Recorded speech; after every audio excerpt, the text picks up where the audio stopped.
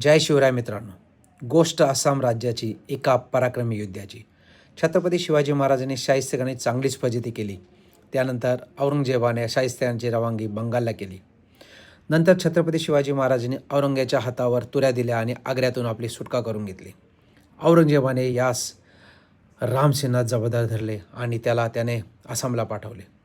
मराठी काही हरत नाहीत, कमीत कमी आपण आसाम तर जिंकू म्हणून मुघलांनी आता तयारी सुरुवात केली. त्यावेळी आसामवर अहोमचे राज्य होते आणि त्यांचा एक पराक्रमी सरदार होता. त्याचीच ही गोष्ट. 1662मध्ये मुघल सेनापती मीर जुमला याने अहोमवर हल्ला केला, परंतु त्या शूर सरदाराने मोठा कडवा संघर्ष केला आणि ही लढाई सराई घाटाची लढाई म्हणून इतिहासात प्रसिद्ध आहे. ह्या सरदाराने छत्रपती शिवाजी महाराजांप्रमाणे गनिमी काव्याचा वापर केला आणि आपले शौर्य दाखवले. त्यामुळे औरंगजेबाला संपूर्ण आसाम कधीही जिंकता आला नाही.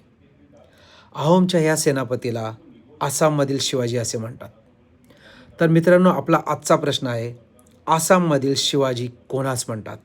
आपले पर्याय आहेत राजा जयध्वज, पर्याय 2 राजा चक्रध्वज आणि पर्याय 3 लचित बोरफुकान. द्या मित्रांनो याचं उत्तर. जय शिवराय.